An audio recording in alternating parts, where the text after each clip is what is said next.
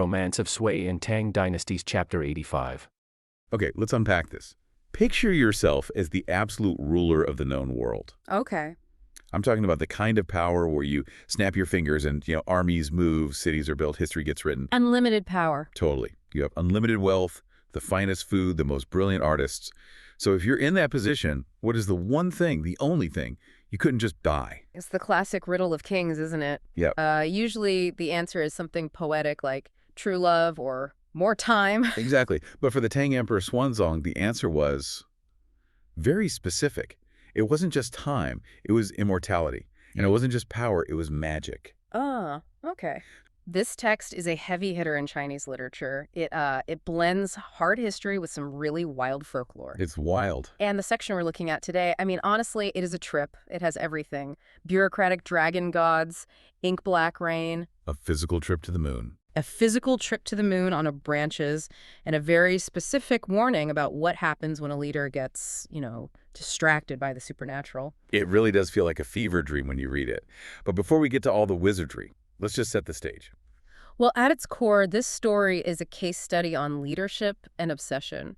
We're looking at an emperor who is arguably at the peak of his power. Right. This was considered a golden age. A golden age of art and stability, and yet he is completely fixated on what the text calls phantom arts. The ultimate distraction. And the story starts right in the thick of it. The emperor, Xuanzong, is hosting two very famous Taoist masters, Zhang Guo and Yi Fushan. And hosting is a nice way to put it. A little bit. Yeah, it's almost a hostage situation, but, with polite tea ceremonies, these are elderly, respected sages. They want to go back to the mountains. That's the goal in Taoism, right? Seclusion. Exactly. Get away from the noise. But the emperor is keeping them in the capital because he wants to extract their secrets. He wants the shortcut to eternal life, and he thinks these two old men have the map. And there's this opening poem in the source material that really sets the tone. It's like a moral compass for the whole thing. It is, and it's surprisingly blunt. The poem warns specifically against three things: greed, anger, and obsession. It says a wise leader should focus on correcting themselves and guarding against trouble. But that's not what he's doing. Not at all. We see a ruler completely lost in this desire for immortality. It's framing the narrative immediately. This isn't a story about a hero gaining powers. It's a story about a leader losing his way. And the consequences are spelled out pretty clearly. Very clearly. The text explicitly mentions that this kind of distraction leads to trusting, treacherous people. It even ominously drops the name Lushan. Who, for anyone who knows their Chinese history, is a huge red flag. A massive red flag. He's the general who eventually leads the rebellion that cripples the Tang dynasty. So the text is telling us from the start, look, while the emperor is looking at the stars, the ground is crumbling beneath his feet. So into this court of obsessed emperors and captive sages walks a new character. And honestly, he sounds like the protagonist of a modern fantasy novel. Enter Luo Gongguan. Yes, Luo Gongguan. The text describes him vividly. He appears to be a boy of maybe 16 or 17. A kid. Just a kid. He has this tender face, very youthful. But here's the kicker. Nobody knows where he's from, and nobody knows his true age. He just wanders. A wandering teenage wizard. I love it. But he doesn't start in the palace, right? Yeah. The source places him in a place called Ezu first. Correct. And the situation in Ezu is dire. There is a severe drought, the heat is scorching the earth, and everyone, the local officials, the monks, they're all at the altar praying for rain. And it's not working. It's not working at all. They've been at it for ages, chanting, doing everything by the book, but the sky is bone dry. It's a classic setup. The establishment is failing to solve a real-world crisis. Exactly.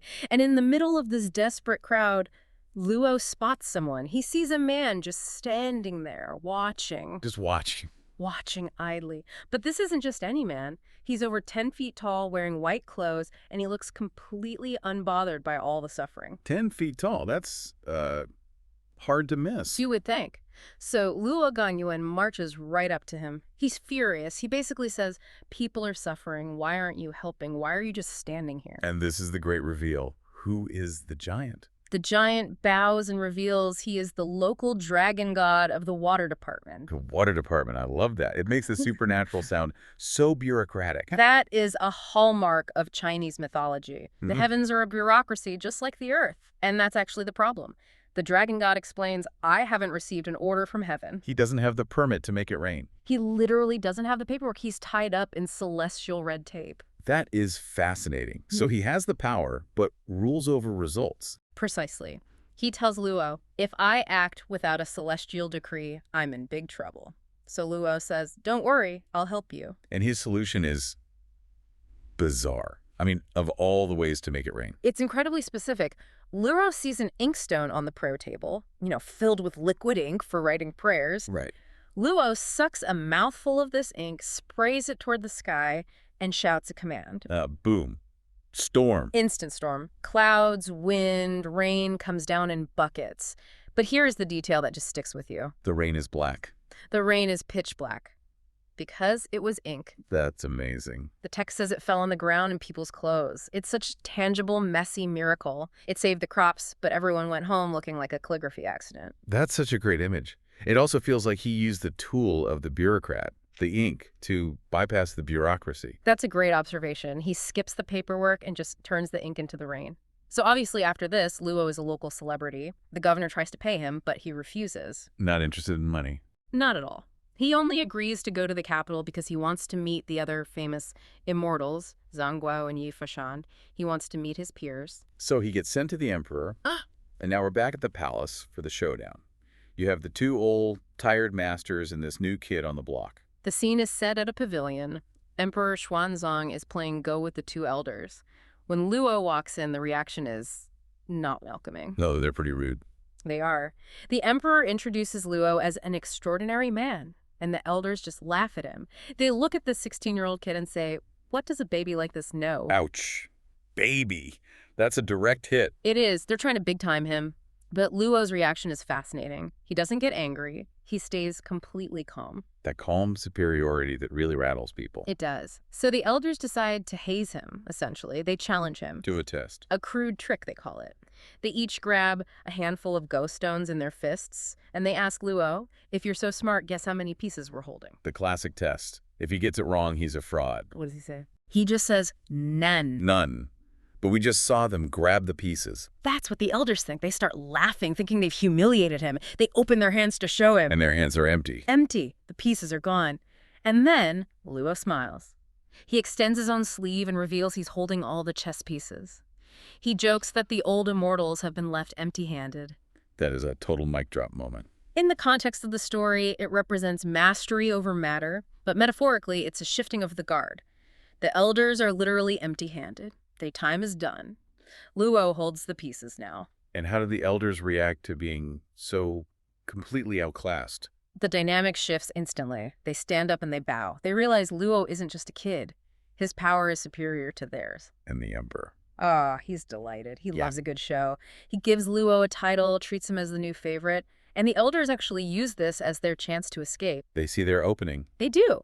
They beg to retire again, and this time the emperor lets them go. So the old guard leaves, and now the emperor is alone with Luo Gonggun. And the obsession kicks into high gear. Right. With the elders gone, Xuanzong doesn't hold back. He's constantly questioning Luo about the recipe for immortality. He wants the potion, the pill. He wants the hack. Exactly.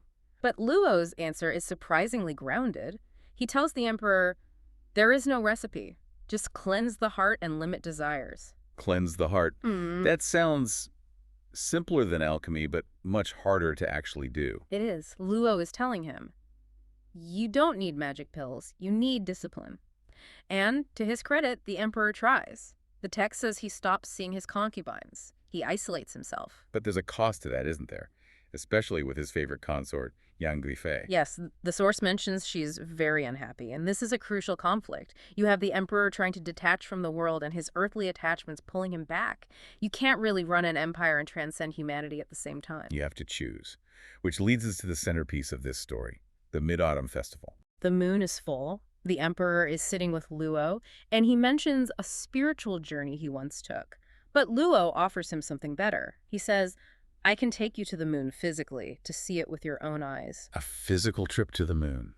In the Tang Dynasty. How? The method is pure folklore. It's beautiful. Luo breaks off branches from a cassia tree, ties them with colored thread, and turns them into a colored chariot. A chariot made of branches. And then he takes his ceremonial scepter and transforms it into a large white deer to pull the chariot. Incredible. It's so organic. But before they leave, someone else wants to tag along. Yes, a eunuch named Fu Mulin. He begs to come along. And Luo shuts him down hard. Immediately. Luo says the moon is not a place for his kind, and that only he can protect the emperor.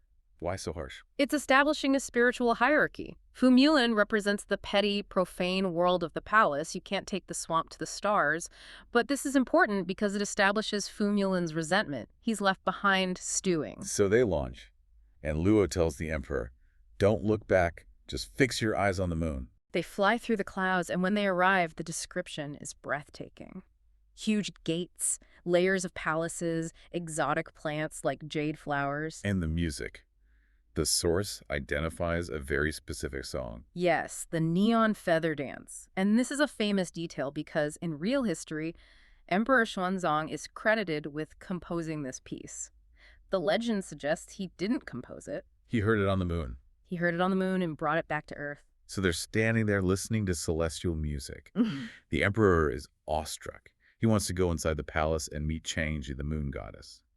And this is where the boundary is drawn. Luo stops him. He explains that Xuanzong, while emperor, is still a mortal body. He can't enter. Luo warns him against having profane thoughts about the goddess. That's a harsh reality check. You might be the son of heaven on earth, but up here, you're just a tourist. Exactly. And the moon rejects them, the palace is shut tight, a cold wind starts to attack them, and Luo has to use a fan to shield the emperor. They're forced to leave. So you can visit, but you can't stay. Right. They descend, the chariot turns back into branches, the deer disappears, they're back in the palace courtyard. The emperor is amazed. He's just seen the impossible. But then, reality crashes the party. Enter Fu Mulin, the jealous eunuch. He's been waiting. He has. The emperor's raving about the moon, and Fu Mulin steps in and says, don't believe it. It was just hypnotism, an illusion. He gaslights the emperor. Yeah. He tries to invalidate the miracle because he wasn't invited. And he succeeds. But he doesn't just stop there. He suggests that instead of these flashy tricks, the emperor should learn invisibility. Invisibility. That feels like such a sharp pivot. Why invisibility? His rationale is chilling. He says that with invisibility, the emperor could spy on his staff. He could uncover secrets inside and outside the palace. Wow. This is the turning point that really struck me. You go from the grandeur of the moon, the vastness of the universe, to spying on your servants. It's so petty. It's a tragic descent. And the emperor's reaction is the worst part. Instead of being appalled, he thinks it's a great idea. The text says he decides to learn invisibility for espionage purposes. It just signals the complete corruption of his mind. Absolutely. Remember the intro, the warning about treacherous people. This is it. The emperor had access to Luo Gongguan, a man who could fly to the moon, and told him to cleanse his heart. But in the end, he listens to the eunuch who appeals to his paranoia. It feels like the magic itself changes. It starts as this awe-inspiring, force-saving crops, enlightenment, and it ends as a tool for surveillance. That's the key takeaway. Magic here is a mirror. When used by the selfless Luo, it saves people. When desired by the paranoid emperor, it becomes a way to spy. The power is the same, but the intent corrupts it. That's a heavy ending. The emperor trades the cosmos for office politics. And that's the tragedy of Xuanzong in this novel. He wanted to be immortal, but he couldn't stop being a suspicious politician. He couldn't cleanse the heart. This whole arc really mirrors the historical trajectory of his reign, doesn't it? From a golden age to rebellion and paranoia. It does. The folklore captures the emotional truth of the history. The emperor who listens to the eunuch about invisibility is the same emperor who listens to the wrong advisors about the Lushan rebellion. He's looking for secrets in the shadows while the real danger is marching in the open. Meanwhile, imagine this scenario for a second. You are the emperor of China. You are, well, without a doubt, the most powerful human being on the face of the planet. Your word is law. Absolutely. You command massive armies. You can reshape the government with a flick of your wrist. But there's one thing, one specific, slightly bizarre thing that you want. You want to be able to play hide and seek. It's just wild. I want you to picture this, the emperor in his, heavy embroidered royal robes, sneaking around the palace, tiptoeing. Thinking he's completely vanished. Yes. but actually his shoe is sticking out, or his elaborate hat is just bobbing along above screen, and all his servants are just standing there awkwardly trying not to laugh.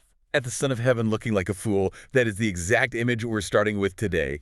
And usually when we talk about this era, it's all about, high stakes, wars, poetry, court intrigue. Right. So why a botched magic trick? That's the real question, isn't it? Because on the surface, this story is pure fantasy. An emperor trying to learn spells. But if you scratch that surface, which is what we're going to do... It's a political thriller. Precisely. It's about a dynasty that is right on the edge of collapsing. We're looking at a clash between two types of power. Earthly authority, Emperor Xuanzong. Who thinks he can control everything. And then you have mystical authority, the Taoist wizard Luo Gongwan. And the whole thing is really a story about hubris. It's about what happens when a leader just stops listening. Emperor Xuanzong summons this famous Taoist, Lu Gongguan, to the palace. Yeah. And the emperor has a very specific request. Not for wisdom, not for a better harvest. No. He says, teach me the invisibility method. And Luo's reaction is, well, it's fascinating. A normal courtier would just say, yes, your majesty, right away. But Luo actually pushes back. He asks him why. On a philosophical level, he tells the emperor, look, invisibility is for hermits. It's for people who need to escape the world or avoid trouble. He says an emperor is supposed to be like the sun. You're supposed to shine for everyone to see. If the sun tries to hide, the whole world goes dark. He uses that really ominous metaphor, doesn't he? Something about a dragon. Yes, the white dragon in a fish's belly. It's a classic warning.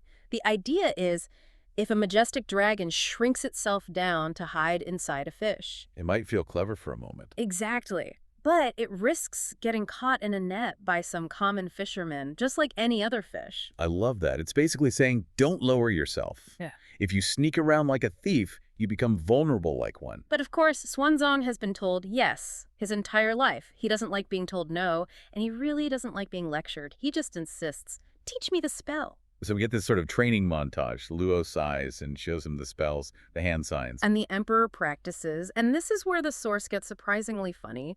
It becomes almost slapstick. It really does. Yeah. He's prowling around the court, muttering the words, but he can never quite get it right. The text says he'll hide his body, but leave one shoe visible. Or his crown and bun are just floating there in midair. Or the hem of his robe is trailing behind him. It just totally undermines his dignity. And the palace staff, the maids and eunuchs, they aren't in awe. No, they're covering their mouths, trying not to giggle. They're seeing their divine ruler acting like a kid. And the emperor feels that. He knows they're laughing. He gets frustrated, calls Luo back in and challenges him. Okay, wise guy, let's see you do it. If it's so easy.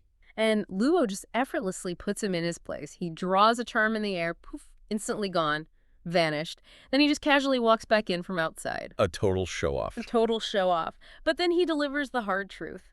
The emperor asks why he can't do it, and Luo says, Your Majesty, you have a mortal body, a fan queue. Ouch. You can't master immortal arts because you are tethered to the earth. Your bones are too heavy. That has to sting. You're the son of heaven, and this guy says, sorry, you're just a regular dude with heavy bones. It humiliates him, and instead of blaming himself, he starts to resent Luo, and that resentment just simmers. And this is where the story shifts from comedy to something much darker. Right, because now the real world crashes in. Yeah. We move from magic tricks to life and death. The prime minister, Li Linfu, gets introduced. A major historical figure, and usually a major villain. But here he's a desperate husband. His wife is deathly ill. So he goes to Luo for a magical cure. He begs him, but Luo says no. And he refuses in a really specific way. He tells the prime minister that his wife's salary of life, her fate is all used up. Salary of life. That's a fascinating phrase. It is. It's this idea that you're allotted a certain amount of time, and once it's spent, that's it. He tells Li Linfu, look, she is dying with honor as the wife of a prime minister. That is a blessing. Why be greedy? To a grieving husband, though, that would sound so callous. Oh, absolutely. To a ruthless politician like Li Linfu, who controls everything, it's a personal insult. So now Luo has one very powerful enemy, but he doesn't stop there. No, another VIP falls ill. Sister of the famous consort Yang Guifei. This is the emperor's inner circle. And the request for help comes from Yang Guzong, the consort's brother. And if Luo was blunt with Li Linfu. He is absolutely savage here. He says Lady Qin Guo has no affinity for immortality.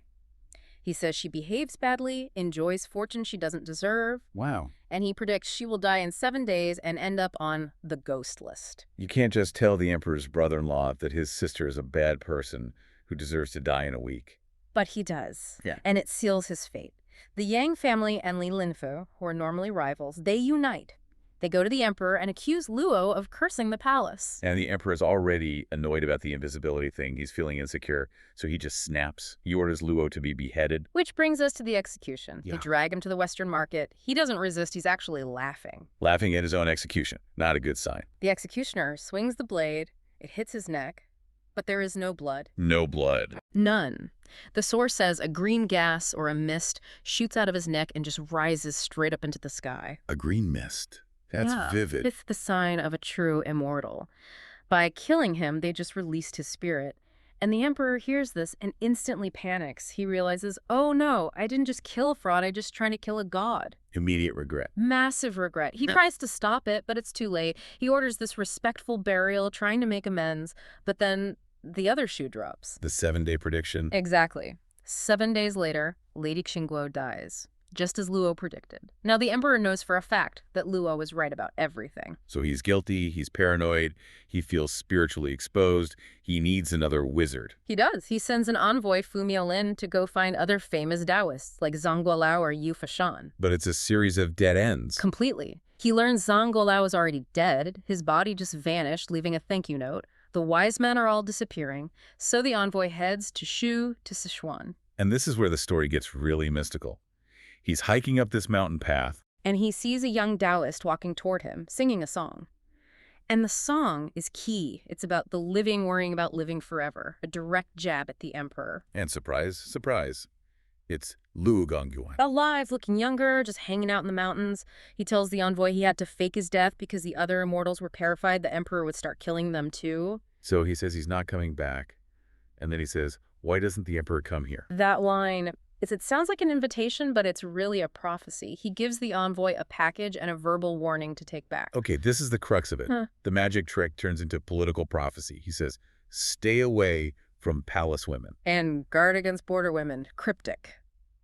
He also predicts Li Linfu's death is coming soon. So the envoy gets back to the capital. The emperor opens everything up. What's inside? It's a puzzle, a letter with 4 large characters. Peace. Do not forget danger. And inside the package is a medicinal herb. Shu Dan Gi Sichuan Angelica. And the emperor just sees medicine for long life. But he is missing the point completely, isn't he? Oh, entirely. This is where it all comes down to wordplay. Let's start with the herb. Shu Dengi. Shu is Sichuan, the region. Dengi is the herb. Correct. But the name Dengi sounds identical to the phrase must return. Wait, so the name of the herb is must return to Sichuan. Exactly. The medicine is a travel itinerary. It's a prophecy that he'll have to flee to Sichuan. Remember Luo's question, why hasn't the emperor come here? It wasn't an invitation, it was a forecast. Wow. But the emperor misses it. Then there's the note, peace, do not forget danger. The character for peace is Anne, Okay. and the character Anne is written with the component for woman underneath a roof. A woman inside a house. So when Luo warned him to guard against border women, he wasn't talking about actual women. He was talking about the man whose name starts with Anne. General Anne Lushan. The border woman was a pun on the woman inside the character for Anne. That is incredibly dense. So you have must return to Sichuan and watch out for Anne Lushan. A perfect prediction of the Anne Lushan rebellion, which shattered the dynasty. It's amazing. And the palace woman warning, that was Consort Yang. Her family's corruption was a huge trigger for the rebellion. The emperor thought it was a health tip. Stay away from girls to live longer. Right. But it was a political warning. Your girlfriend's family is going to ruin you. It's just tragic irony. The information is all right there. And to top it all off, the emperor has Luo's coffin opened, the one from the execution. And it's empty. Of course it is. Spooky. But there is one person who gets it, right? The villain, Li Linfu.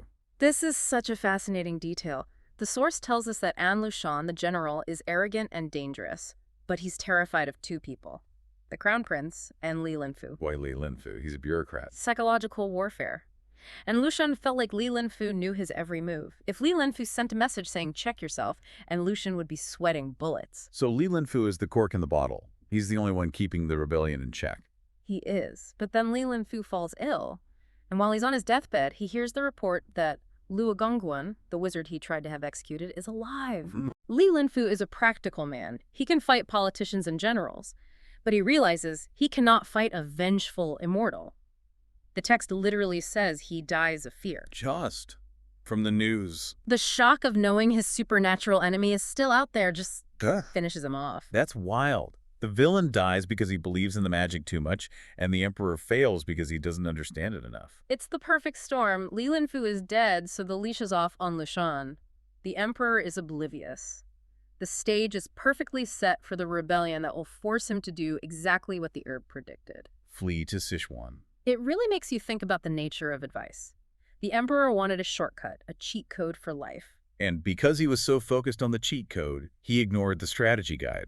Luo gave him the roadmap to saving his empire. But because it looked like a word puzzle and not a magic spell, he ignored it. And it comes back to that white dragon analogy from the start. He wanted to play at being invisible in the palace. And destiny forced him to become a refugee for real? He got his wish in the worst way possible. The scene shifts abruptly. Okay, so let's start with the guy who's dead, Li Linfu. His shadow just hangs over everything. He's the ghost in the room. Yeah. I mean, 19 years in power, in a court that dangerous, how do you even survive that long? By being more dangerous than everybody else, Li Linfu wasn't just a politician. The text uses this really great phrase. He was known for plugging the path of words. Plugging the path of words. That sounds poetic. What does that actually mean? It means he broke the government's feedback loop. The Tang court had systems, for officials to criticize policy or warn the emperor. Right, checks and balances. Li Linfu destroyed them, one by one. He made sure the emperor only heard what he wanted him to hear. If you spoke out of turn, you were framed, you were exiled, or worse. So he basically built a bubble around the emperor. A completely sealed bubble. And the atmosphere was one of pure terror. The source says that even the crown prince, the emperor's own son, was terrified of him. The crown prince? Yeah, it says he was wary and looking sideways anytime Li Linfu was near. Just imagine that for a second. Yeah. The future emperor is afraid to make eye contact with the prime minister. That is just wild. So you'd think, okay, a guy like that finally dies, and there's just a huge sigh of relief across the empire. There is relief, sure, but there's also this massive release of pressure. And that's where our next guy comes in. Yang Guzong. He's the new prime minister. And he is related to the famous consort Yang, right? He's her brother. And that's a key detail. He didn't get the job because he was brilliant or a great administrator. He got it because the emperor was in love with his sister. So Li Linfu was this, political shark. And he's replaced by what is essentially a Nepo baby. That's a perfect way to put it. He has the title, but he doesn't have the respect. And he knows it. Which makes him insecure. Incredibly insecure. Yeah. And aggressive. He hated Li Linfu, but could never touch him while he was alive. So now that he's dead, Yang decides to get his revenge on a corpse. This part of the text was just gruesome. He accuses the dead guy of treason. He claims Li Linfu was secretly training assassins, plotting against the crown prince, and the emperor believes him. Wait, after 19 years of total trust, suddenly the emperor just flips. It kind of suggests the emperor believes whoever talked to him last. He feels humiliated, I think, and his reaction is just brutal. It's not enough that Li Linfu is dead. No, he strips his titles, ruins his family, and then, and this is the crazy part, he orders his coffin to be dug up and cut open. Which is the ultimate desecration. It's about destroying not just his body, but his legacy, his spirit. The source has this very grim line about him suffering destruction even after death. So Li Linfu is gone. Yang Guzong is in charge. He must be thinking, great, I've won. He expects everyone to just fall in line. And, most of them do. They're used to being afraid, but one man doesn't. And Lushan. And Lushan, the military governor of 3 critical border regions. This guy controls the best troops in the entire empire. The source points out something really interesting here. And Lushan kind of respected the old villain, Li Linfu. Feared him, at least. Right. But he treats Yang Guzong like nothing. Why? It's all about competence. And Lushan knew Li Linfu was cunning. He was a player. He saw a fellow predator. But Yang Guzong, and Lushan looks at him and sees a fraud. Someone who only got the job through family. Exactly. Yeah. So, and Lushan doesn't even bother sending congratulations. He just openly dismisses him. And for a guy as insecure as Yang Guzong, that's got to be infuriating. It's more than an insult. It's a threat. If the most powerful general in the army doesn't respect you, do you really have any power at all? So Yang goes on the attack. He starts whispering in the emperor's ear, hey, this Lushan guy, he's a barbarian. He has too much power. He's going to revolt. And here's the absolute irony. He's right. He's 100% right, and Lushan is a threat. But because the emperor just sees it as jealousy, as a petty squabble, he dismisses the warning completely. It's the boy who cried wolf, but the wolf is real. The messenger is just so unlikable that the message gets ignored. Precisely. The emperor thinks he's just managing office politics. He has no idea he's staring at a national security crisis. So Yang gets desperate. He needs to prove it. He comes up with this plan, the loyalty test. A simple but very, very dangerous plan. Summon Lushan to the capital. If he comes, he's loyal. If he refuses, He's a traitor, and Yang finally has the excuse he needs to attack him. it seems like a foolproof plan for Yang, but he is playing with fire. If Lushan says no, that could just start the civil war right there. That is the massive risk, and someone else sees that, Consort Yang, The sister. the sister. And she realizes her brother is about to burn the whole house down. She sees that if you back a guy like Lushan into a corner, he's going to fight. So she decides to intervene. She goes behind her brother's back. Completely rogue. The source says that when the official messenger is sent to get Lushan, she secretly gives him gifts, gold silk, and a personal secret letter. I love these little details. So what did the letter say? It basically said, come to the capital right now, I'll protect you, don't worry. She's telling him, my brother's an idiot, but I control the emperor, just show up and you'll be fine. So picture the scene. And Lushan is in his fortress. The emperor's messenger arrives. He has to be thinking this is a trap. He's incredibly suspicious. Yeah. He asks the messenger a direct question. Is this the emperor's idea or the prime minister's? That's the only thing that matters. And the messenger, who's been bought off by the consort. He shows him the letter, and that changes everything for Lushan. He realizes he has a protector, an ace in the hole right inside the palace. He can checkmate the prime minister. So he agrees to go. He agrees. And this must have just floored Xuanzong. He was betting on a refusal. Yeah. And Lushan rides to the capital at high speed, and this is where we see he's not just a general, he's a brilliant actor. The performance he puts on, the source says he just walks into the court and starts weeping. Weeping, this huge, tough-as-nails warlord on his knees, crying his eyes out. And what's his line? I am a foreigner, promoted by your majesty. I have served you loyally, but Xuanzong wants to kill me because he's jealous. He plays the victim card perfectly. He leans right into his identity as an outsider, a barbarian. He knows the emperor sees himself as a benevolent ruler, so he frames it as, Yang hates me because I'm not Han Chinese. It makes the emperor feel protective of him. And the emperor just eats it up. Oh, hook, line, and sinker. He's completely charmed. He comforts Lushan, tells him, don't worry, as long as I'm here, you're safe. It's a total public humiliation for Xuanzong. So the whole plan backfired spectacularly. Instead of exposing Lushan as a traitor, Yang has just proved his loyalty in the emperor's eyes. It's even worse than that. The emperor becomes so convinced of Lushan's loyalty that he basically silences all dissent against him. From this point on, if anyone dares to accuse Lushan of treason, the emperor has them arrested, bound, and sent directly to Lushan. Wait, he sends the accuser to the accused? To be tortured and executed. Wow. Okay, so that sends a message. Don't you dare criticize the emperor's favorite general. It creates a total chilling effect. The path of words is plugged all over again, but this time it's by the emperor's own delusion. And this gives Lushan the cover he needs. He leaves the capital pretty quickly. Consort Yang warns him, get out while you're ahead. So he rushes back to his military base, told he's safe, with the emperor's blessing. Now he starts the real planning. But he still has one problem, right? The key strategic passes, the roads to the capital, are guarded by other generals. Han generals, ethnic Chinese officers who are loyal to the dynasty, not to him personally. And he worries they won't follow him if he rebels. Right. They have family in the capital. They have cultural loyalty. They might hesitate. They might even turn on him. He can't risk it. So he has to get rid of them. Which brings us to the final, fatal mistake. And Lushan sends a request to the emperor.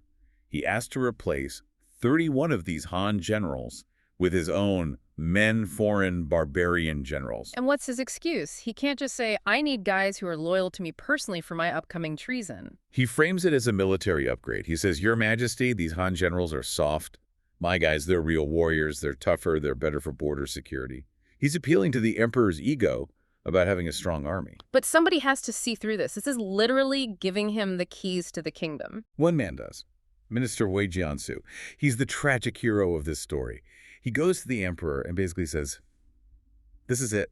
This is the proof of treason. You absolutely cannot do this. This is the final move before he rebels." So this is the moment of truth. The emperor can listen to this very uncomfortable warning. Or he can trust his favorite general. And he trusts the general. He chooses the comfortable lie. He actually argues that, yeah, using foreign generals probably does strengthen the border. He approves the request. It's just agonizing to read. It is. The loyal Han generals are all removed, and Lushan's hand-picked loyalists take over all the key defensive positions. The source sums it up with this chilling line: "Barbarians guarding Han land, and the Han land will soon belong to the barbarians." The point of no return. That's it. A few weeks later, the rebellion starts, and the golden age of the Tang dynasty ends in flames. It's such a heavy story, but looking back, it all feels like a cascade of human error. It wasn't just fate. Not at all. It was a series of specific, avoidable failures. First, you have the system Li Linfu built, a system with no checks and balances. Right. Where everything depends on the whims of one man, the emperor. Then you have the personalities, Yang Gusong's insecurity, which pushed Lushan into a corner. You have to wonder, if Yang hadn't been so clumsy and aggressive, maybe Lushan would have waited longer. It's possible. Yang's field trap definitely forced his hand. It created a use-it-or-lose-it scenario for him. And then there's the emperor. Why did he want to believe on Lushan so badly? Well, I think to admit Lushan was a traitor would be to admit his own judgment had been wrong for years. And it would mean he had a massive war on his hands. Exactly. Believing Lushan was loyal was just easier. It meant the party could keep going. He chose the comfortable lie over the terrifying truth. It's confirmation bias on an epic scale. Totally. Once he decided Lushan was a good guy, every piece of evidence to the contrary just got twisted to fit that narrative.